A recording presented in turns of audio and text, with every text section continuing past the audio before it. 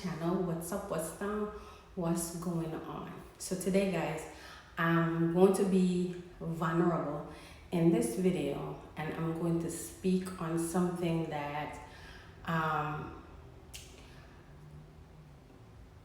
is going to be a very touching and weird situation for y'all, probably as much as it is for me.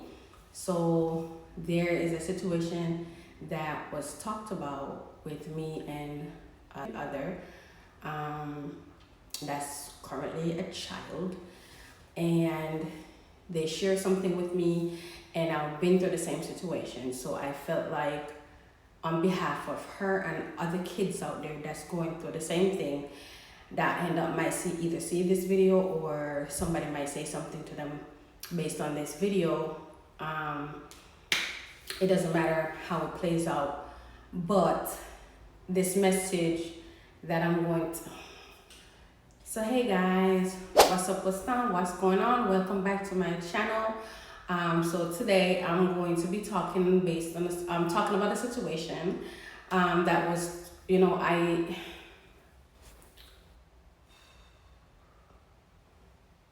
know how many times I tried to start this video. It's crazy. I tried starting it in the car weeks ago. I tried doing it in the house. I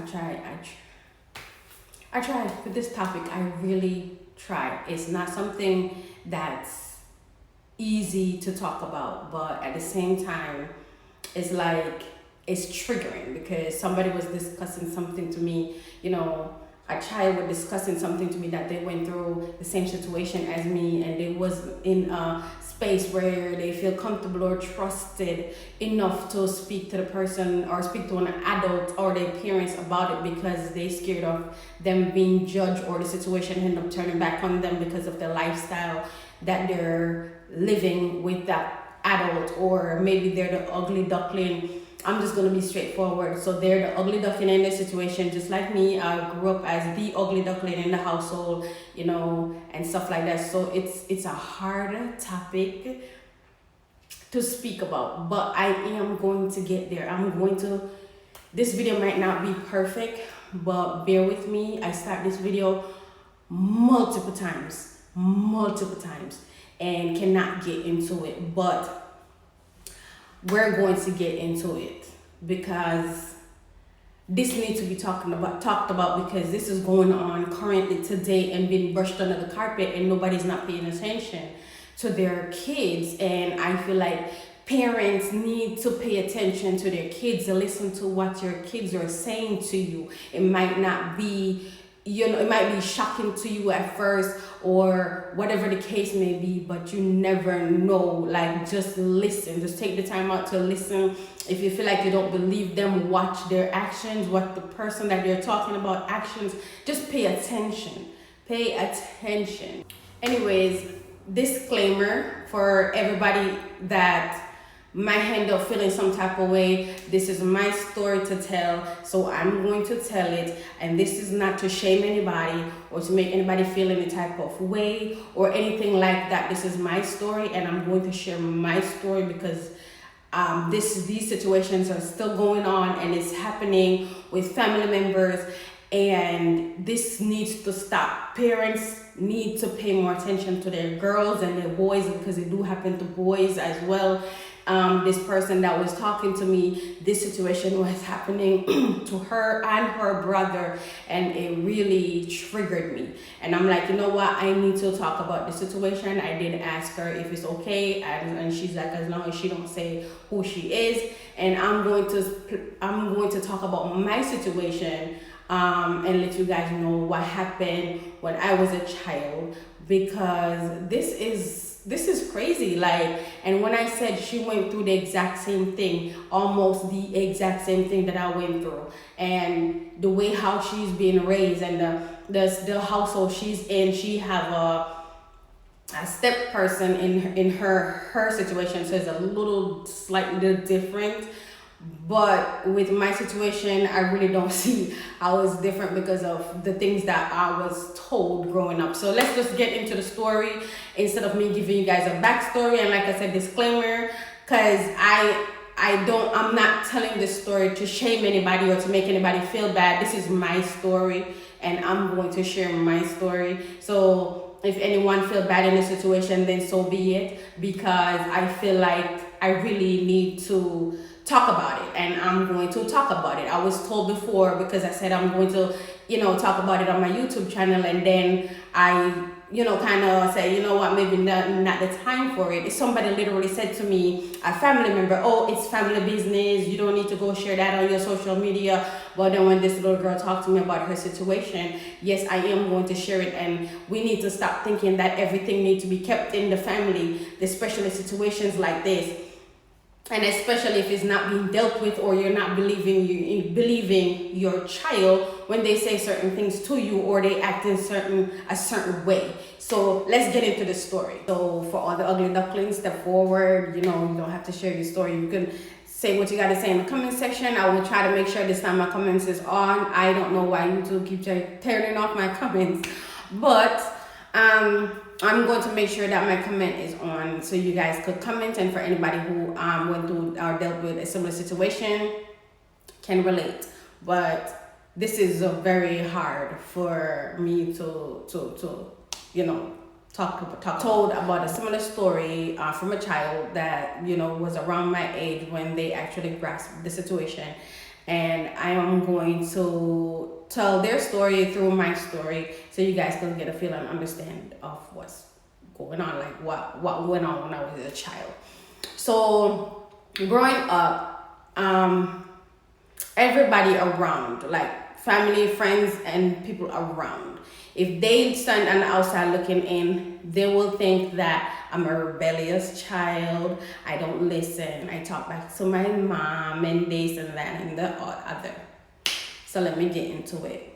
Why I was looked at that way from a person inside, on the outside, not knowing what's going on the inside. So growing up, when I was about three. I'm not gonna go down into too much details, but I am going to, do the best that I can. So when I was about 3 years old, I remember being thrown out the house because, you know what? I don't even care at this point. When I was about 3, my dad threw me out the house saying that I'm not his kid. And this was like 3, 4, 5 in the morning. It was dark outside. I was put outside on the steps, door closed behind me. Oh, my mother need to go find my father because I'm not his child, because I don't look like him. That's scenario number 1. My whole life growing up, I was being told this right up until the age of 18. All right, I'm gonna leave that there. All right.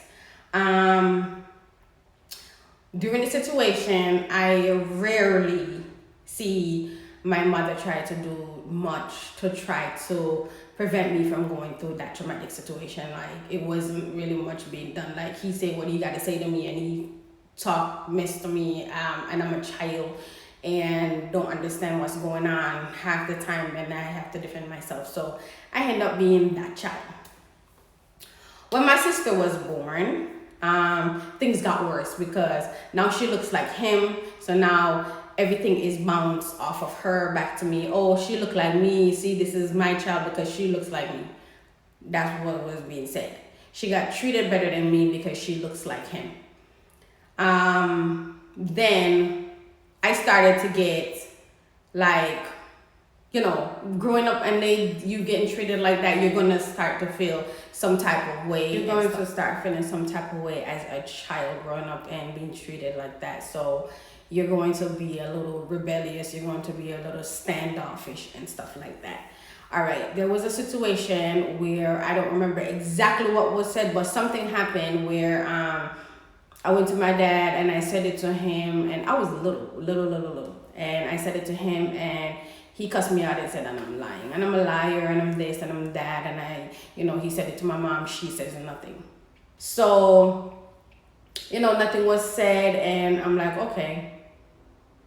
From then on, I just know that no matter what happens, they will not believe me. And now that there's a child in a situation that looks like him, and Now everybody is happy and all that stuff. Whatever happens when it comes to me, it will get brushed under the rug, and either they won't believe me or they'll turn it back around on me, or the situation will turn back on me, like, as if I'm lying or whatever the case may be. Like I said, I'm going to do the best I can to try to get down into the situation. Anyways, before my sister was born, I was to stay at family house because she used to work in Kingston, and I used to stay at family house. And during that time, I was being molested at a very young age. When my mom come back from Kingston, and because she used to work for the whole week, so she used to come on the weekends. So when she come back from Kingston, and all of this take place in Jamaica. When she came back from Kingston for the weekend and stuff like that, spend the weekend with her. Monday morning, she walked with my cousins to the taxi stand so she could go back to Kingston, and I got to go to school to opposite direction. And every Monday morning, I would scream, holler, dragging myself on the ground, don't want to go to school, want to throw away everything, just want to. And that's because of the situation I was going through, living and staying with them. It was not easy. It was not easy because no child want to go through that. And I did not want to keep going through that. They used to torture me. So at least that was torture to me because I'm a child. I'm only 4 or 5 years old. I'm little. Anyways, during this time now, that time passed, and now, so fast forward to when I got a little older, and I know y'all gonna hear some echoing is because where I'm at is empty, so it's gonna echo a little bit. So fast forward to when I was a bit older, and I got left at my grandmother's house. So I was there at my grandmother's house. I was so uncomfortable. I didn't want to stay there. Back in them time, they was riding horses and stuff still, because where my grandmother lived is way in St. Anne's, in the back of St. Anne's. So it was a really tough situation for me. I had to go to school from there, and I remember just feeling alone, and it feels so dark and lonely, and it was just a really tough situation. And down there, I got molested again by family members.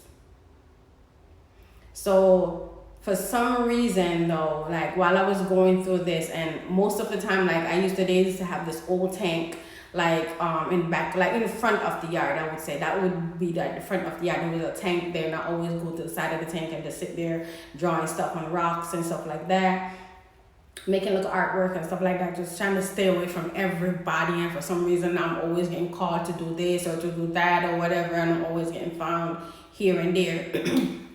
Until one day, I was sent down to the field where my granddad was to, I don't know what they wanted me to go down there for, but when I went down there, he was, he wasn't a man of many words. But for some reason, the look that he gave me, he wanted to ask me, what's wrong and, what's going on. But he never really did. He just, and he was really soft-spoken. So he really didn't really ask me anything. But I can tell that he knows that there's something going on, there's something wrong. And he knew it. He just knew it. And I could feel that he knows that something is wrong, but he just can't say anything, or he just felt like it wasn't his place to say anything or whatever, or maybe he just didn't want to get into that. Anyways, I was being molested down there. I was down there for at least what feels to me forever. I feel like I was there forever. So anyways, by the time I reached age 8, I was suicidal. In my mindset, I was suicidal. I no longer wanted to be alive. I no longer want to be around, because if I used to feel like if I'm not around or if I'm not alive, then I can't get treated this way, how I was treated. And like I said, if I never felt safe enough to tell anybody anything, because the situation, how I was, living, I didn't feel safe enough to say nothing to anybody, because I used to fear it turned back around on me. And even though sometimes I felt like I should have said something, but I'm nah, because if I do, it's going to get either one, ignored, and or two, kicked under the rug, or it's going to get turned back around on me. And I didn't feel like I wanted to go through that because I'm already going through enough being the ugly duckling in the family and getting treated the way I was getting treated, since I was little growing up. So I just had to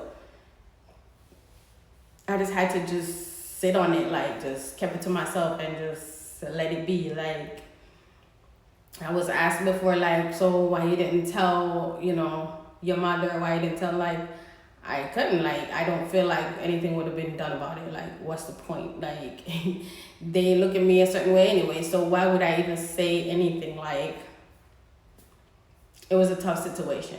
Anyways, this little girl that I was speaking to a couple of weeks ago, she went through the same situation, and she don't feel safe telling her parents anything because of the situation that she's going through, and she feel like it would be turned around back on her. And her situation is similar to mine because I was being denied, saying that I'm not, a certain person's child, but her situation, she really wasn't that person's child. So it was like,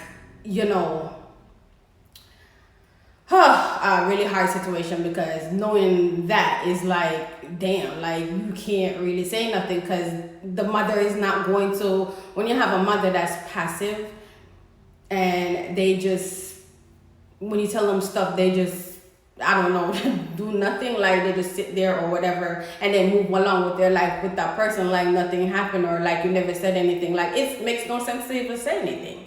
So I had to dig deep, and when I said that it stressed me out in a way because I had to go back into the way how I used to feel to even give her advice on what to do and how to handle the situation, because she didn't feel safe telling either of them anything, which that was my situation as well. Like, as much as these things was happening to me, I didn't feel safe. I didn't know when I was little, when I was smaller, when it first happened to me, I didn't know what to do and what, if it was right or wrong. It felt wrong, but I didn't know how to go about that situation. But as I got older and it happened to me again, and I'm like, all right, maybe I should say something. I make attempts a couple of times to say something, and I start off conversation saying something else to see how my parents would respond to me, and the response that I get based on what I said, let me know that I cannot say that, because if I do let them know that, and questions start being asked, and I'm going to get ridiculed and questioned as if I'm the one that have done something wrong. So I just kept it to myself my entire life. Like, I literally kept it to myself. And it's only a few people that I've told, and I didn't tell anybody until I was grown. Like, I literally just started telling people like a year ago. I don't tell people because I don't want anybody to feel sorry for me, because I've dealt with it and I live with it, and that's that. Somebody asked me before, like, so you never told your parent? Yes, I did. Actually reach out and told my mother at one point, and she threw it in my face. And I was like, whoa, it makes me feel like, I was right not to say anything when I was a child. And it was like, it was thrown in my face in a way where instead of you having a conversation with your daughter as she's grown, been through this situation, or now to try to find out who did it to you or whatever the case may be, like I said, it was thrown back in my face in a way where I was not expecting that. And I actually said it to her more than one time. The first time she ignored it. The second time she threw it in my face. I'm not going to say exactly what she said, but in so many words, I should just take it and shut up and just be on my way type of thing. Like, okay, like, wow. So, that shows me that,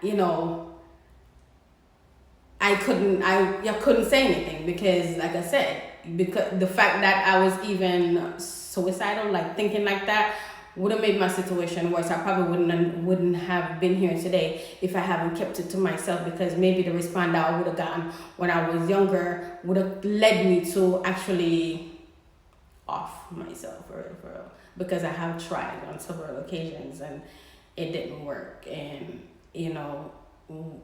it's just a messed up situation. And I thought about jumping in a tank where I can't come back out. I thought about walking in front of a car. I thought about so many things, to do, and my mind used to be so far away trying to think about how to end it all. Like, for you to be a child of about 8, 9 years old, and these are the thoughts that's going through your head, is bad. And for me to listen to this child and to get an understanding of how she's feeling and the things that she's going through, and know that I've been through it, and it wasn't an easy road, it was a hard battle for you to fight, especially, that's how I know when you're fighting a battle within yourself, when you're at war with yourself, is the hardest battle in life that you would ever have to face in life, is when you have to fight with yourself.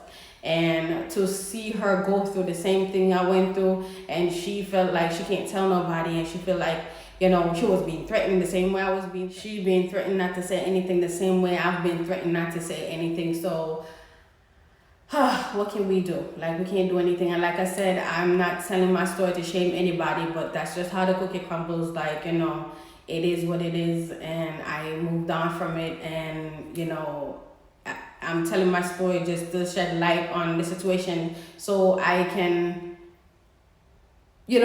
breathe, knowing that I did say what I need to say, and open up and let it public, because kids out here is still going through the same thing. And that's why I'm so overprotective of my kids. I have girls, and I sit them down and I tell them that what I've been through. I told them everything when they was old enough to understand, and I told them this is the reason why you're not allowed to do certain things and go certain places with certain friends, and doing certain things with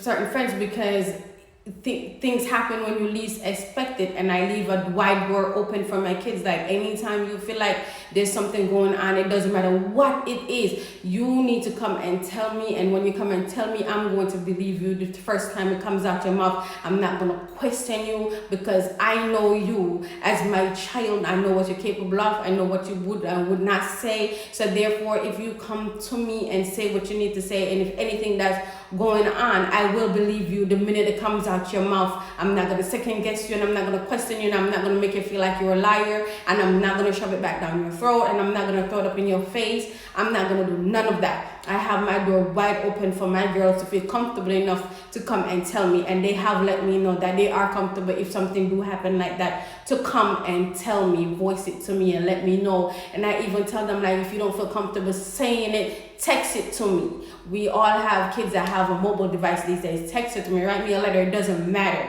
And I'm going to believe you the first time you said it, because kids out here, they don't have a safe place. They don't have a safe place at home to voice it and to say what's going on with them. And I'm just saying this to say this to y'all. If y'all, especially if y'all single moms, pay attention to your kids. If you have another man that's coming in your household and your family, pay attention to your kids, because they might not be of age to even say what they need to say. They might not even feel safe to say to you, and that man you bring in the house might be touching on them, doing stuff to them, and you don't even know, because they don't feel safe enough to tell you. And now you have this man in your house not knowing that this man is also messing with your child. Like, y'all need to pay attention to the signs. If you drop your child off somewhere and they don't feel comfortable going back, and they're screaming and crying, if they can't speak for themselves, watch the actions. If they're screaming and crying, bloody murder, don't want to go back, something is wrong. Pay attention. Try to find out what's somebody else over their own child. Like, the minute that comes out your kid's mouth, if you know your kid don't never lie about stuff like that, and where would they even get this conversation from to come lie to you about stuff like that? Pay attention. If your child say it, then it's true. Then you need to investigate it. Call the police. Me, I'm not the calling the police type of person. Like, if I do call the police, they're coming for you already know, it's going to be a 6 feet under situation.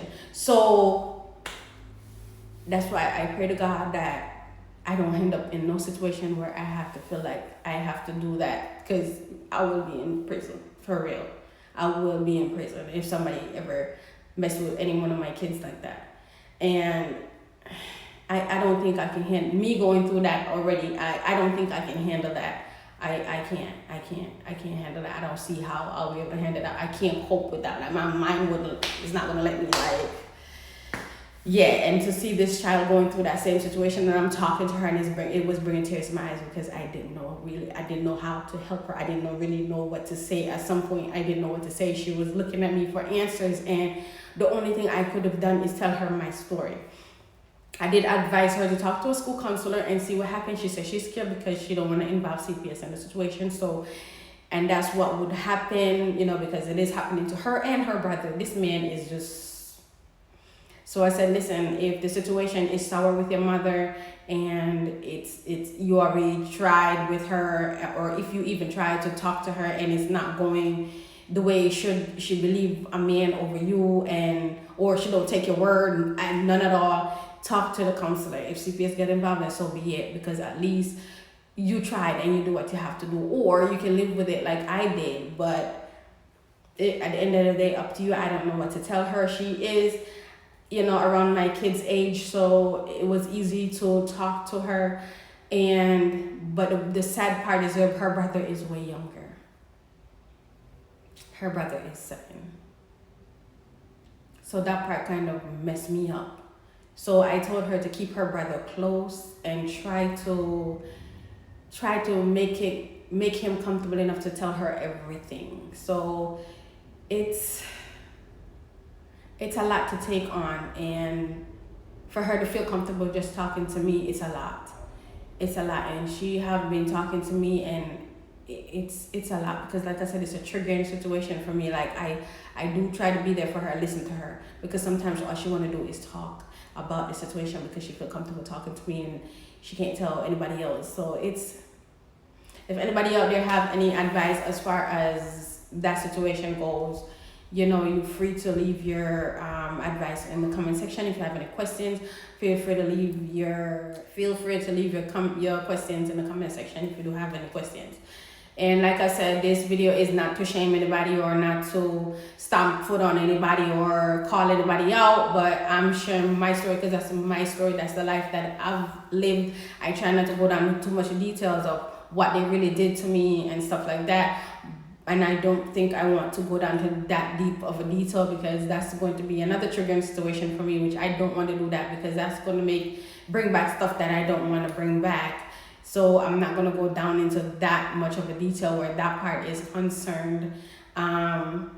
But yeah, if your child is being rebellious, try to sit your child down and talk to them, because sometimes they're being rebellious and they're acting out because of another situation. It don't necessarily have to be, oh, you have a bad kid, or your child is bad, or your child is just talking back to you and they're doing this and they're doing that. It could be a whole nother situation going on, because that's exactly what was going on with me. Like, I had a whole situation going on where I had bundled up inside of me as a child, and I didn't know how to express it or who to express it to. I didn't feel safe expressing it to the people who I should feel safe expressing it to, because I felt like it's going to get turned around back on me. And, I just didn't think that situation would have turned out like it should have. I probably wouldn't have been here today, like I said, because I did have a suicidal mindset at that age and at that time frame. So I'm just going to leave the story there. And like I said, if I have any questions, feel free to leave your questions in the comment section. I tried to chunk this all in one video, but I am going to come back with part 2 of what my dad says and how the conversation went, because right now is that everybody who he felt like, oh, my kids look like me and they're there, da, da, da, da, from that side of the family where his first kids, I'm the only one that's still there. I'm the only one that's still there. I'm the one that got treated bad, and the one that didn't look like him, the ugly duckling in the family, and this and that and third. And I'm the one that's still there till today. Situation I'm saying, like with my household back in Jamaica when it first started, I'm the only one that's still really there. Like, the only girl that's still there. Because like me and him, we don't have that kind of bond. And I would love for us to have somewhat of a bond, before the end of days. Tomorrow is nobody, and I would love to give him the opportunity to apologize and to make amends and to at least admit to being wrong and whatever, and let him know, like, I was a daddy's girl that never got a chance to be a daddy's girl. So yeah, that kind of played a lot. It did a lot to me, not able to run to the parent that I want to run to the way I want to run to them. So basically, I was just stuck in the middle. So it's a tough situation. And I got through this video finally, most of it at least, because I still have a part 2 to make. So yeah, I would definitely let you know how part 2 goes. And like I said, I'm not trying to shame anybody. This is my story. And there's no way to tell my story without saying what I've already said in this video. Like, I can't just say, oh, and that person and this person. Makes no sense to even tell the story. You know, and that's my story of being molested, not once, not twice, not 3 times, not 4 times, repeatedly. Molested repeatedly, to the point where at one point I thought that shit was normal and it wasn't. But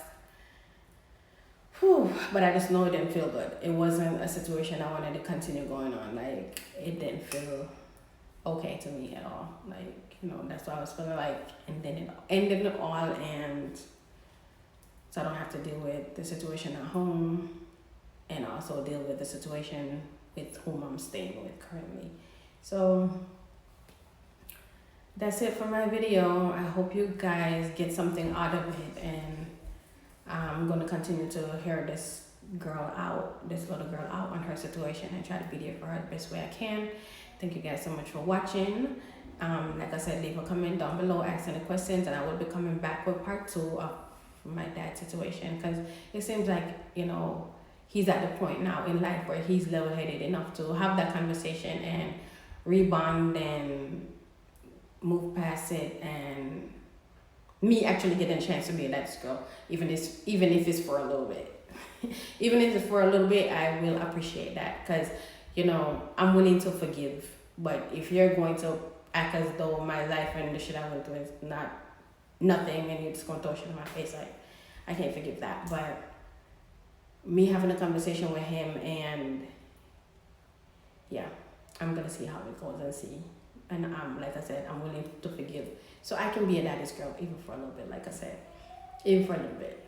Because I can see that he wants that. I can see that he wants that, because I seen him a couple of days ago, and it's very much given. So I have talked to my husband about this whole situation too. Like, I think he's the first one I've ever expressed everything to. Like, and I told him everything that I went through as a child, and you know, he was there for me 100%. He the one actually encouraged me to try to talk to my dad and see how it goes as far as him being forgiven, and me being forgiven, him apologizing, or at least accept that, you know, he messed up or whatever the case may be. Yeah, because right now I'm the only daughter, so he might as well just allow me to be a daddy's girl for a little bit, because that's all I ever wanted in my whole life, is just to be a daddy's girl. And I never got an opportunity to do that, because that's just who I am. I'm going to let you guys know how it goes when I talk to my dad. And thank you guys for listening. And at me talking about this situation and being vulnerable. I don't want no negativity in my comment section. I don't want nobody to be negative. If you have something to say or a question to ask, feel free to do so, and I will answer your questions and videos. Just don't come with the negatives, because I don't want to hear it, but I will answer any questions you guys have to ask. Thank you guys so much for watching, and I will see you in the next video. Bye.